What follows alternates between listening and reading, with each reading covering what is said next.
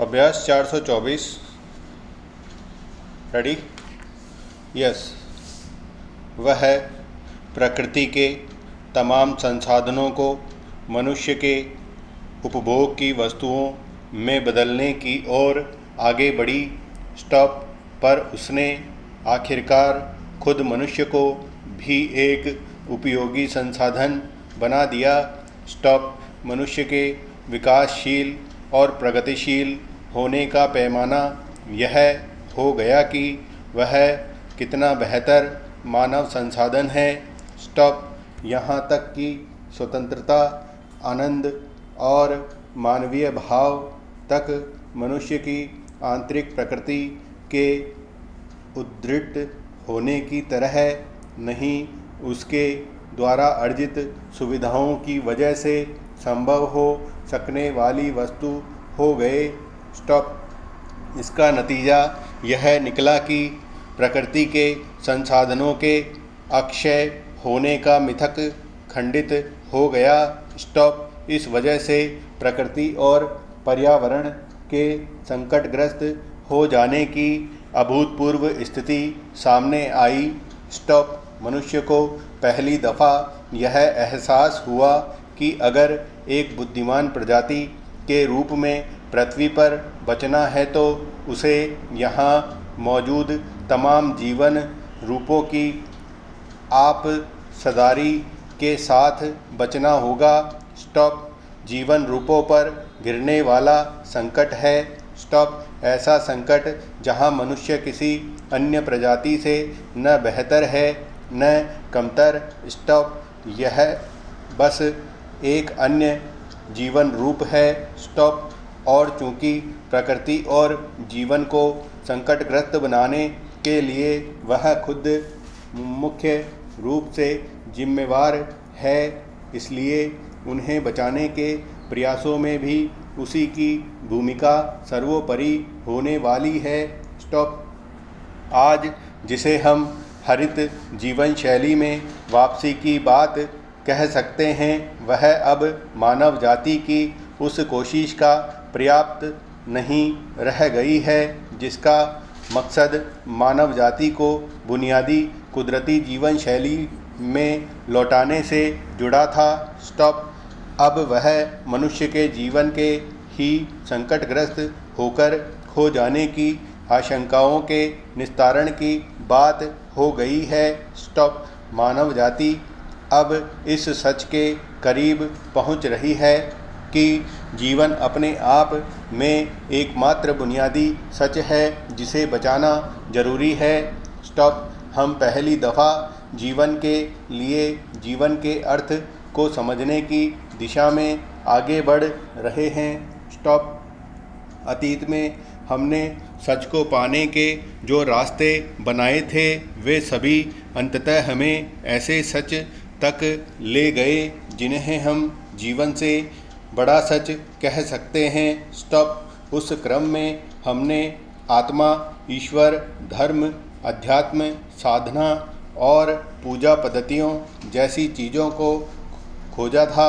Stop. जीवन विविध रूपों में प्रचुर मात्रा में सब और विद्यमान था। स्टॉप। इसलिए प्रकृति में लौटते हुए लगता रहा कि हमें या तो प्रकृति से बड़े सच को खोजना है या उस पर विजय पानी है। स्टॉप। इन दोनों रास्तों के बीच से होकर वह जो तीसरा रास्ता निकलता था उस पर हमारी निगाह पड़ती तो थी पर टिकती न थी। स्टॉप। वह रास्ता था स्वयं जीवन पर केंद्रित होने का। स्टॉप। पृथ्वी पर जीवन के ही संकटग्रस्त हो जाने के मुख्य कारण क्या हैं?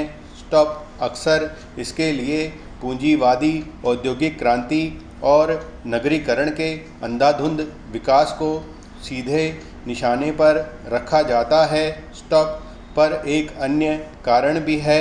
स्टॉप। उसका संबंध हरित क्रांति और हरित राजनीति के आधुनिक और उत्तराधुनिक रूपों से है। स्टॉप। कृषि के संकटग्रस्त हो जाने की वजह है उसके जीवन केंद्रित न बने रह सकने से जुड़ी है।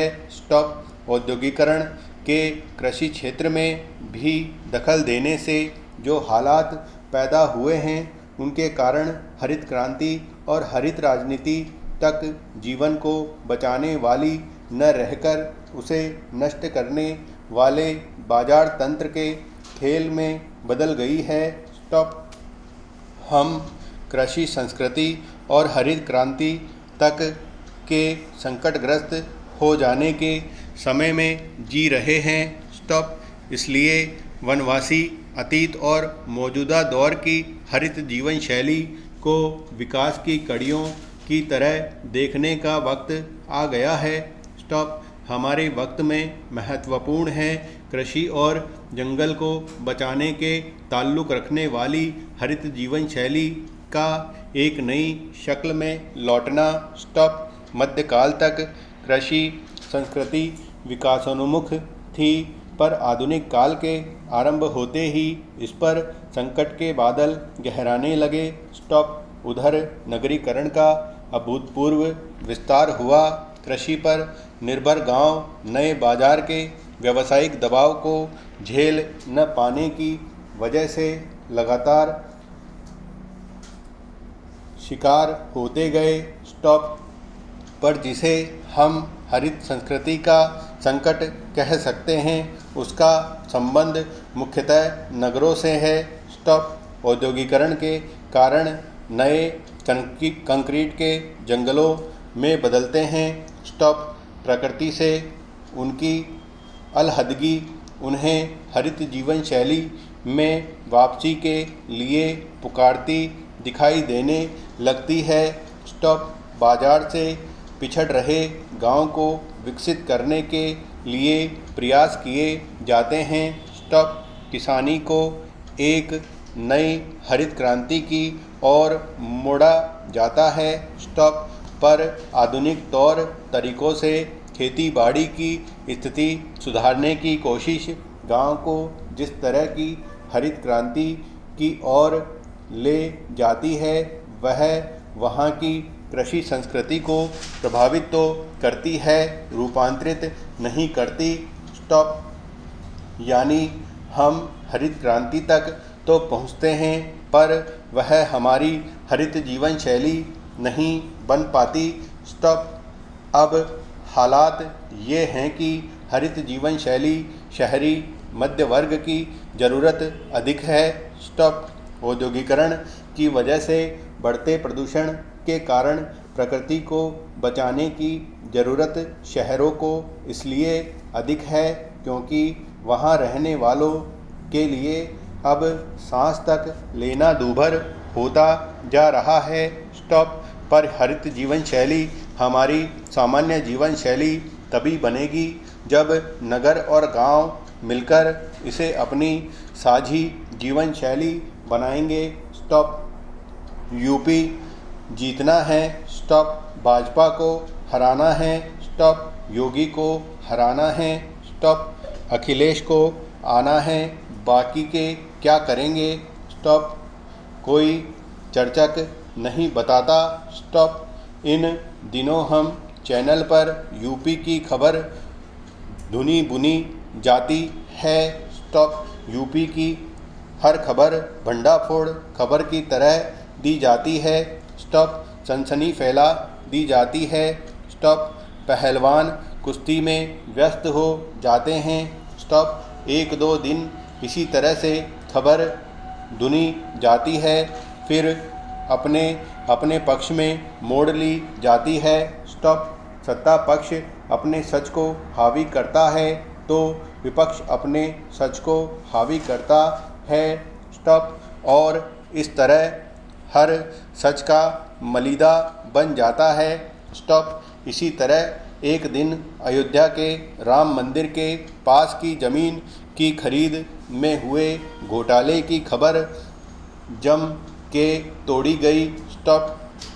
आरोप लगाया गया कि 5 मिनट में 2 करोड़ की ज़मीन 18.5 करोड़ रुपए में कैसे खरीदी। स्टॉप। किसकी जेब में गए पैसे, ये कैसे राम भक्त हैं। कि मंदिर के नाम पर भी भ्रष्टाचार में लिप्त नज़र आते हैं। स्टॉप। मंदिरवादी बोले कि सारे आरोप निराधार, मनगढ़ंत और राजनीतिक हैं। स्टॉप। जो कल तक मंदिर के दुश्मन थे वे आज राम भक्त कैसे हो गए। स्टॉप। खरीद में किसी ने एक पैसा नहीं खाया है। स्टॉप।